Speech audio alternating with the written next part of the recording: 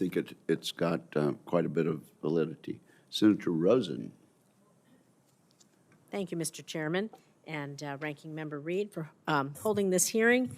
Mr. Driscoll, I'd like to thank you for your service, your willingness to serve again, and for being here with us today. I will take a moment of privilege, like the rest of my colleagues and all Americans.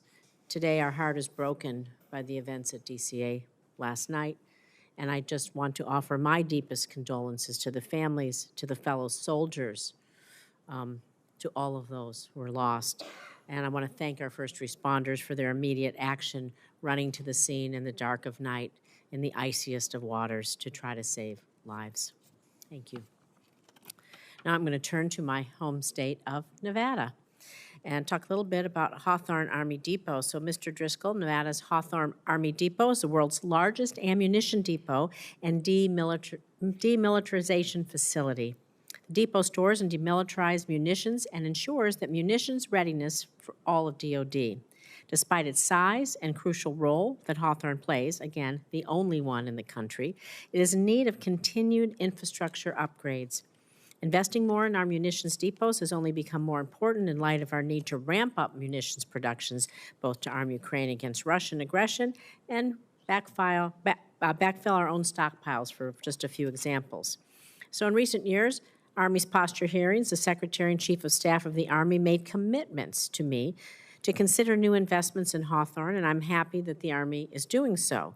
So, Mr. Driscoll, if confirmed, can I have your commitment to include Hawthorne in Army's future years defense planning or unfunded priority list so that Congress can fund these crucial and critical investments to ensure our munitions readiness? Senator, our munitions readiness, as I was referencing to your colleagues, is absolutely one of the primary challenges facing us as a nation. As we face the threat of a peer like China, I absolutely commit to, if confirmed, taking a deep dive and look at this topic. I invite you to come to Hawthorne and see what they're doing there. How's that? It would be an honor, ma'am. Thank you. I want to move now to women in combat, because prior to women being able to serve in combat arms, cultural support teams, largely from the Army Reserve, embedded with special operations forces in Iraq and Afghanistan to engage with female populations. They fill critical gaps, significantly expanding operation and intelligence collection capabilities. However, in so many cases, their military records do not reflect that they served in combat, despite accompanying SOF on raids and sustaining injuries, some even dying. This is because their reserve units, who oversaw them administratively, were not there to document their service in combat. So in some instances, these women have no record of ever having left the base, despite having done so as a job requirement. As a result, they've all struggled to prove to the VA that their injuries are service-related, they're combat-connected, and since women have only been able to serve in combat arms in the last decade. So if confirmed, will you commit to performing a review of these combat veterans, these women who embed overseas to help us collect this important cultural intelligence, Army records? We must have them be accurate. These women come home and they're denied their disability claims because of the lack of documentation. They really need to receive the care and the benefits, their families as well, and the recognition that they deserve. And it's the least that we owe to our women in uniform.